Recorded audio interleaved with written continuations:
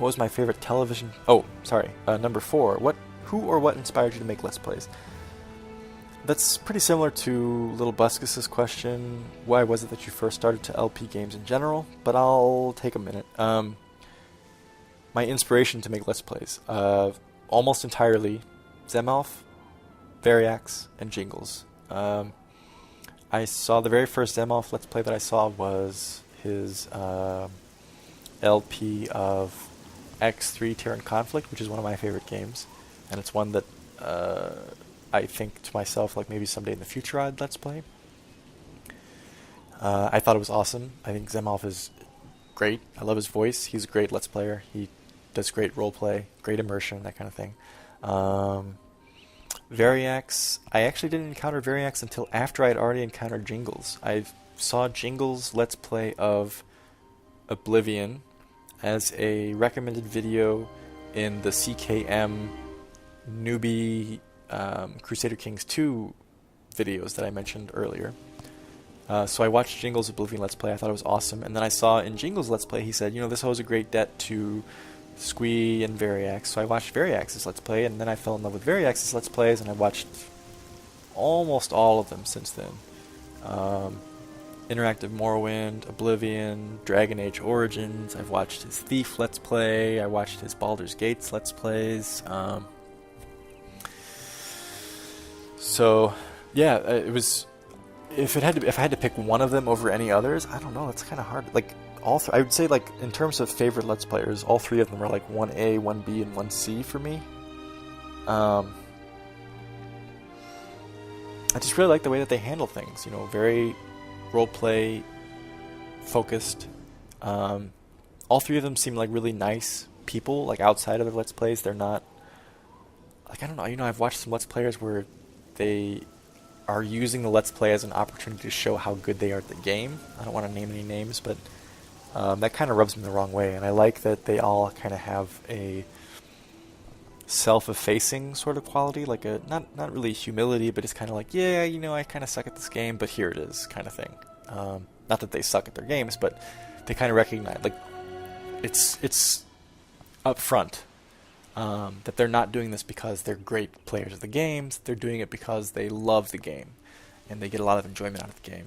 So that's what I was trying to go for, I think, when I started my Let's Plays. Is I was thinking, if I could be like half the Let's Player that, say, Jingles or Variax is, then I'd be doing something right, I think.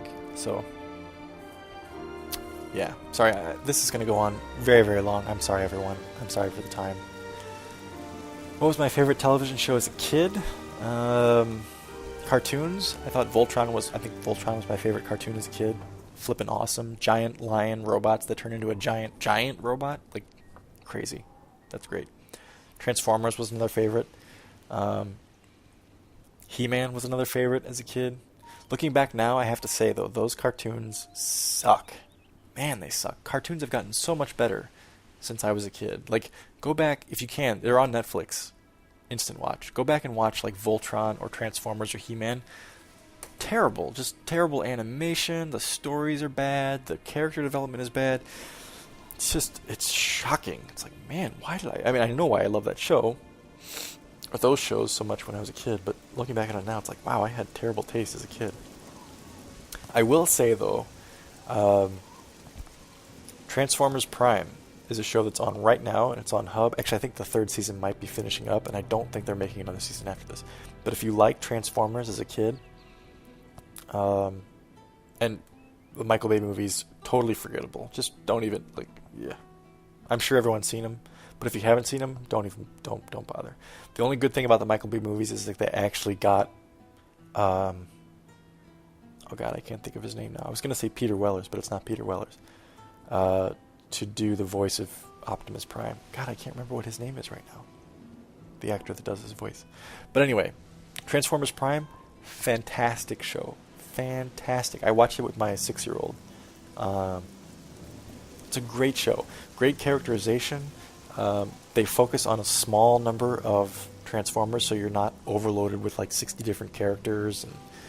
And they sell toys based off of it, of course, because it's a Transformers show, so of course you do, but I appreciate that they kind of focused it on a number of characters and concentrated on the characters and their development versus just shoving as many action figures in as they could. The storylines are great. There's arcs that progress across the whole season. There's characters that you actually care about, and they brought Frank Welker back to do the voice of Megatron, which was fantastic. It's the first time since the original series that Frank Welker's done the voice of Megatron. I'm trying to think, like it's a fantastic show. If you guys haven't seen it, I highly recommend it. It's a kids show, obviously, but it's really good cartoon show. Right, let's see. What's my favorite movie? Again, with a single favorite thing. I'm not blaming you, Ashley, for asking. This is a perfectly normal question. It's just, for me personally, it's not something that really works. Favorite movie? I'd have to pick like a genre, I guess. I have favorite movies in each category. Like I'd say like comedy. I have two probably: Blazing Saddles, the Mel Brooks movie, or Life of Brian.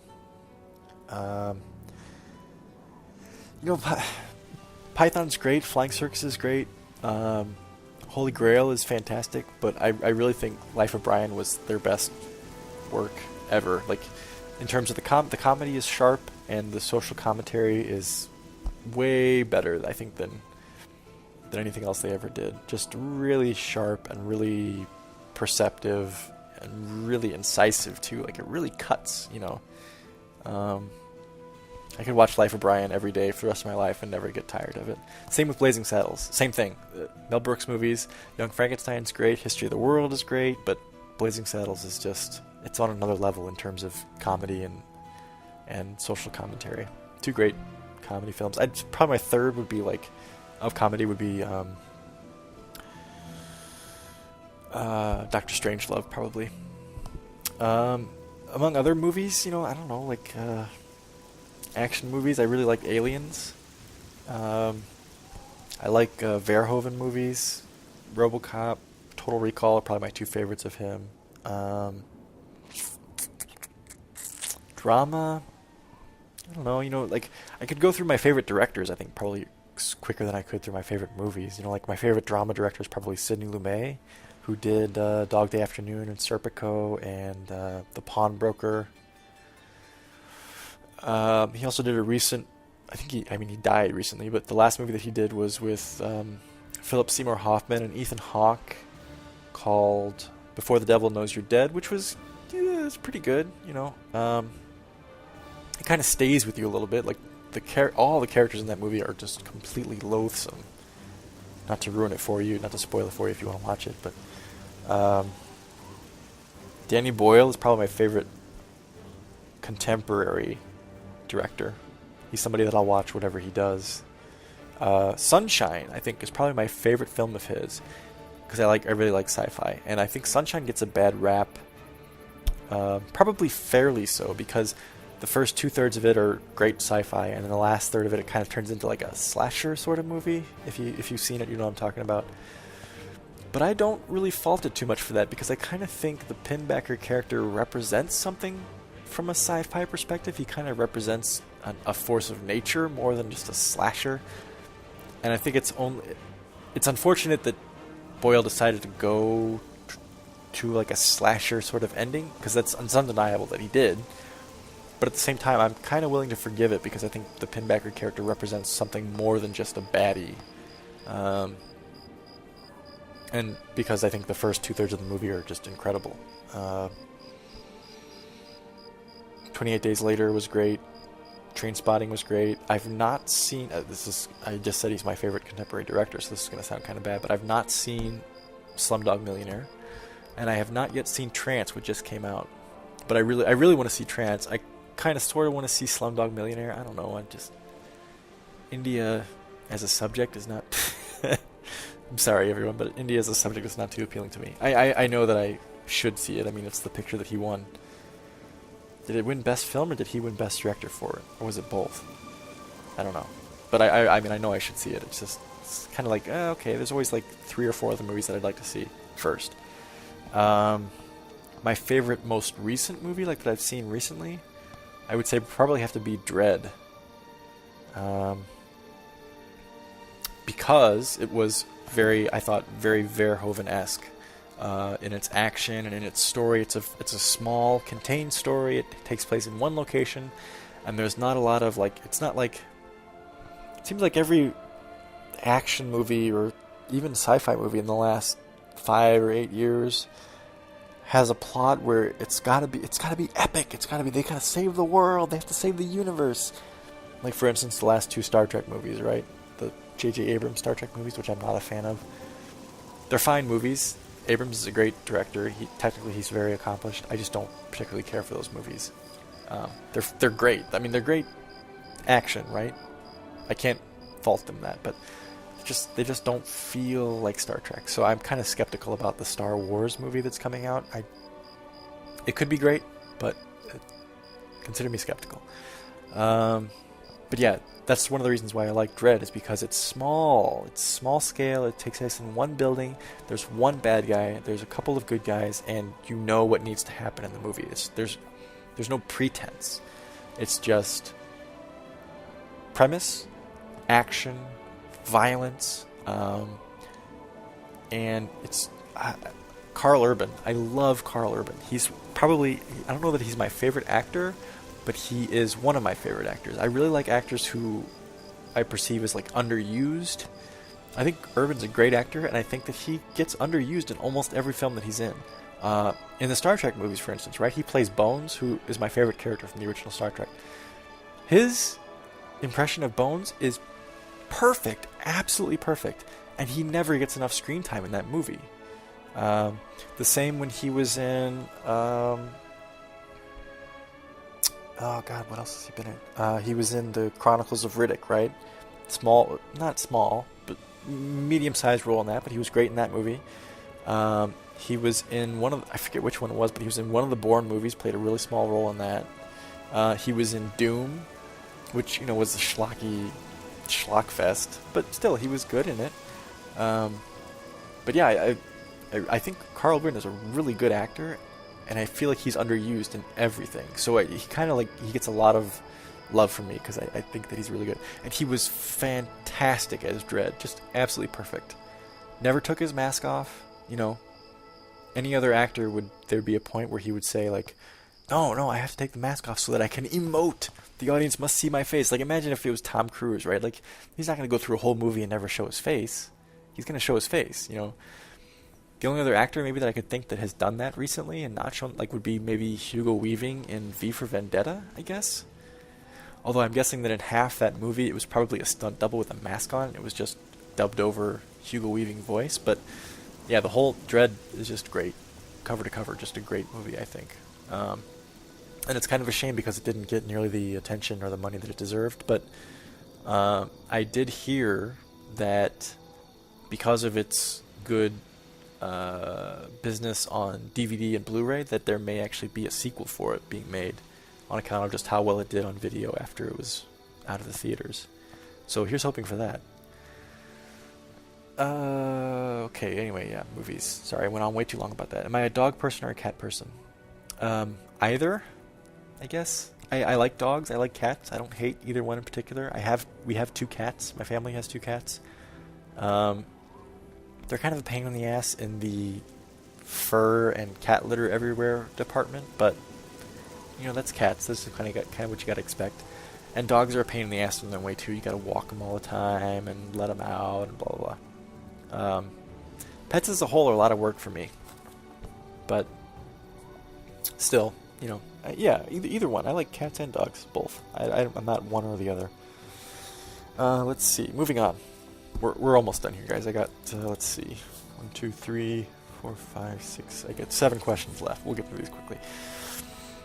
Oddlaw91 says, when you went to university, parenthetically, I can't bear to call it college since I'm not from the States, what did you do or study? What did or do you study? Oh, I see. Okay, so if I'm still in college. No, I'm not in college anymore. As I said, I was born in 81, so you can work out my age from there. I graduated college in 2004. I graduated with an anthropology degree. My focus was in archaeology. Specifically, I wanted to go into Native American archaeology, specifically the Southwest. So New Mexico, Arizona, Southern California, Nevada, Utah, Southern Colorado. I am not using my degree for that. Obviously, if I live in the Twin Cities, I'm not doing anything like that. But that's just a circumstance of, you know how life is. Life is the things that happen to you while you're making other plans, right? Is that the John Lennon quote, I think? But yeah, that was my degree, anthropology, which is a great field, absolutely fantastic field, great field to study. I learned a lot. You learn a lot about a lot of different things when you study anthropology, which is what I always enjoyed about it. I like the eclectic nature of the education. Let's see, moving on. Ferrarix811 asks, or says, "Congrats, thank you. Do you like any sports?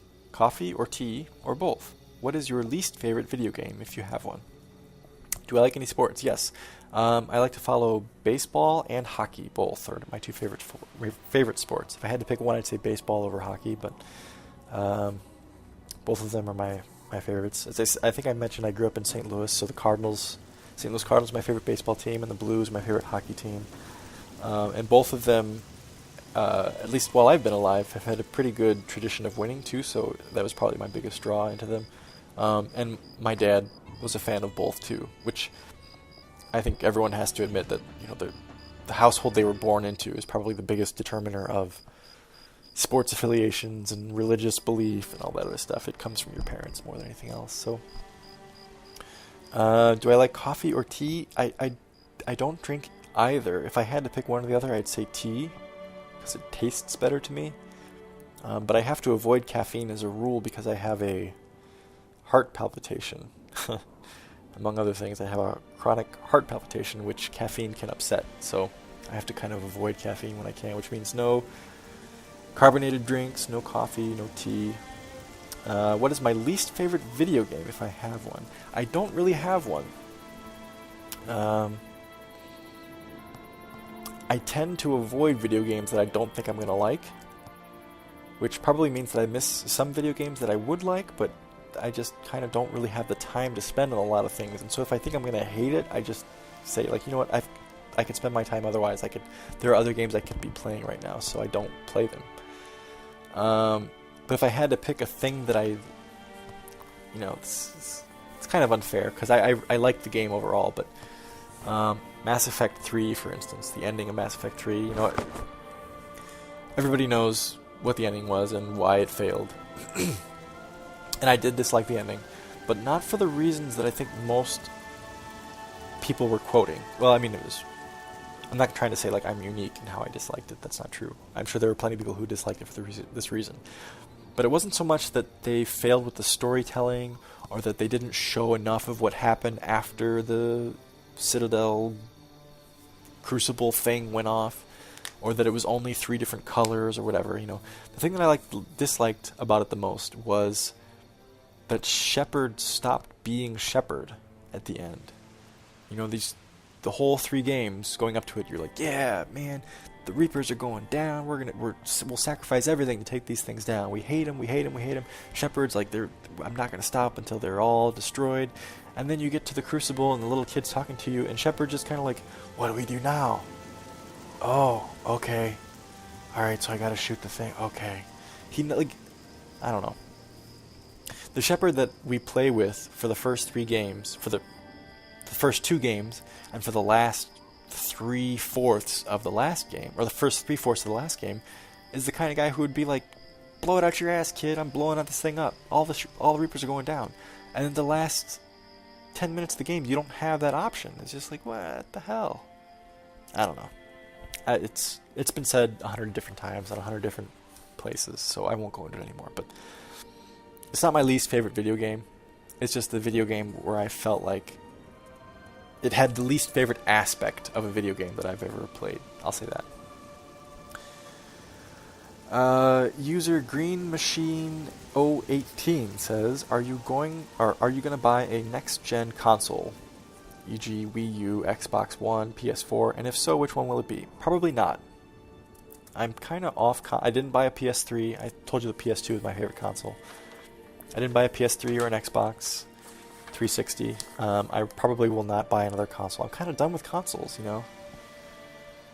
There's not a game on console that isn't also on PC that I don't want to play, or that I want to play rather. So why not play it on PC, right?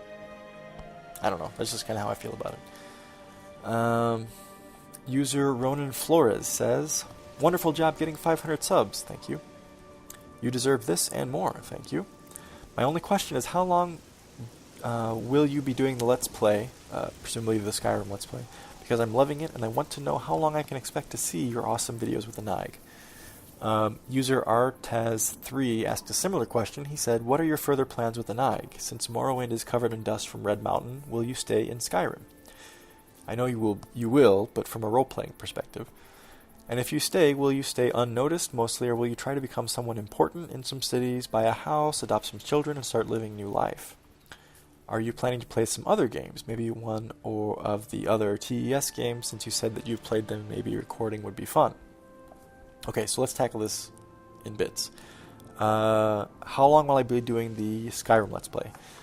If you noticed, the Skyrim Let's Plays playlist says Act 1, so there will be an Act 2, and there will be an Act 3 playlist as well. Act 1 is probably 4/5 done at this point, so maybe expect another 10 to 20 videos, probably closer to 20 videos in Act 1 before that's done. Act 2 and Act 3, I can almost guarantee you, and I can't guarantee you just because, like I said, I have a general idea of what I want to do in this Let's Play, but I don't have it planned out detail for detail, so I can't say for certain how long it will be, but I'm almost certain that Acts 2 and 3 will be way longer than Act 1 has been.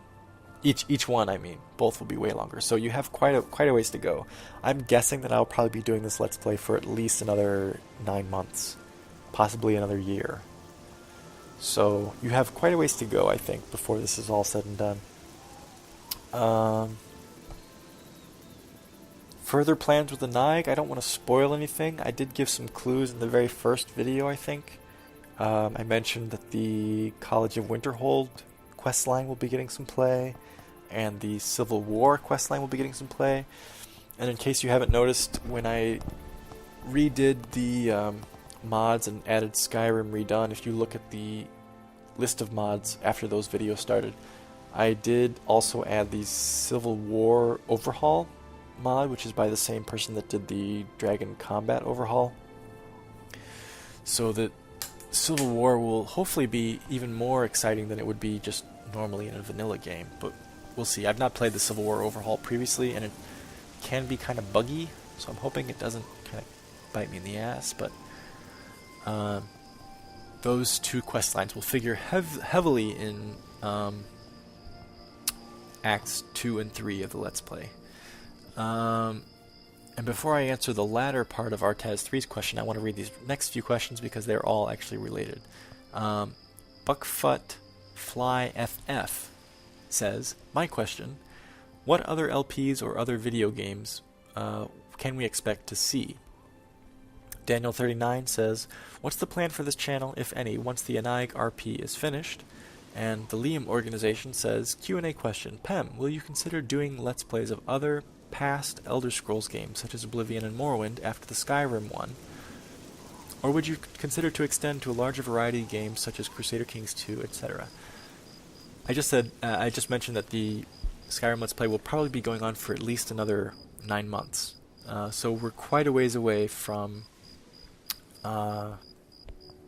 having to come up with anything else for the channel. I mentioned earlier that I wanted to do I thought for a while maybe I'd do 2 Let's Plays at once, an RPG and a strategy one, but for now I'm just going to stick with the RPG because it's working for me right now. Time constraints are fine, and I'm able to get enough video recorded ahead of time that I'm not rushed or anything like that, so that's where it's going to stay for now. Other games or LPs that I might play after this, it's all kind of up in the air right now. With a Naig and with Skyrim specifically, I felt like I had a story that I wanted to tell. I had an inspiration and I ran with it, and it's done pretty well for me so far. I'm hoping that it will continue to do well for me as we go. For other games, I don't feel the same kind of urgency with other games that I did for the Skyrim Let's Play. That's not to say that I won't in the future feel some kind of urgency or feel a story coming on. But as of right now, I don't have that.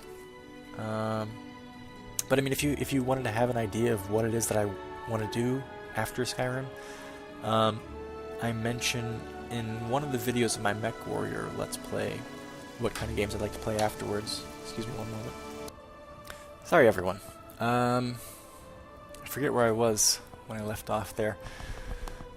Right. Some of the other games that I have considered playing in the future, like I said, strategy and role-playing games are my favorites. I would like, actually, I think maybe the one that I feel the most urgency about after Skyrim would be X3 Terran Conflict. I'd like to do a Let's Play of that, because that's another large world, open world kind of game that you can really role-play. I would like to do a Crusader Kings 2 Let's Play, because I really enjoy that game. I think Paradox did a bang-up job with that game, and I'd like to check out other Paradox games as well. But Crusader Kings 2 is definitely one I'd like to play. There's a couple older games that I'd like to give a try. Bard's Tale would be kind of cool. I've not seen too many Let's Plays of that. And it's a pretty funny game. I think that could be kind of cool. I don't know, like Age of Empires 3 maybe, Empire Earth maybe, Rome Total War. I could always do a fallback to the Mass Effect games, I mean, I've done those. I've played those myself 4 or 5 different times now, all the way through, and I know that Let's Plays of those have been done 100 different times, so I don't know, that would kind of be a negative to me to do them. Like, it would disincline me to do them, but at the same time, though, it's a good series of games, and it would be a good time sink, I guess. I don't know. I mean, I'd enjoy myself, but I don't know. I mean, there are a couple games coming out that I'm really looking forward to. The Banner Saga, which is by a small independent game studio called Stoic, which has a Kickstarter, or had a Kickstarter campaign, which I'm a backer of. I'm really looking forward to that game coming out, and I will do a Let's Play of that at some point. Not right when it comes out, because I want to play through it for myself first, but probably shortly after it comes out, after I've played through it once or twice, I'll do a Let's Play of that. And then Game Studio in Exile is making a game called Wasteland 2, which is obviously the follower to Wasteland, which was the original inspiration, or I guess the father game of the Fallout series. So I'm really looking forward to Wasteland 2 coming out, and I'm also a backer of that on Kickstarter. So I think Banner Saga is supposed to come out sometime by the end of 2013, maybe, and Wasteland 2 I think is supposed to come out early 2014. So depending on how that goes, it might actually correspond pretty well with Skyrim, my Skyrim Let's Play ending, and having enough time to have played through each of those games myself before starting them up as a Let's Play. But we'll see. I don't know. I'm not going to necessarily put it up to a vote, I guess, what my next game will be. But it could be any one of those. And I think to myself, like, yeah, I would love to do an Oblivion Let's Play. I'd love to do a Morrowind Let's Play. But they've both been done by Let's Players that I really admire. And I would... they appeal to me as games. They would be difficult for me to feel like I could do them and do them with something new, I guess. That's not to say that it couldn't be done. So I'm open to that possibility, I guess. A part of me kind of thinks, I'd probably revisit Skyrim some point in the future. I'm sure once this Anaig Let's Play is done, I'll probably be kind of tired of it for a little while. But I do actually, and this sounds kind of weird, I actually have an idea for another Let's Play for Skyrim. It'll be something that happens in the future. It won't be something that happens during my Anag Let's Play or even shortly afterwards. So you guys can hold your breath. Don't hold your breath for it, I guess is what I'm saying. Let's see. I think that might get us to the end of our Q&A session here. Let me just read through this last series of questions that I bunched all together and see if there was something I missed. Yeah, as far as the Anag Let's Play, I don't want to provide too much information because I don't want to spoil anything for you guys, but like I said, I have a general idea in my head of how things are going to go down, and they've followed that general idea to this point. I can't guarantee that it'll be so perfect in the future, but I'm going to do my best to make sure that it stays that way.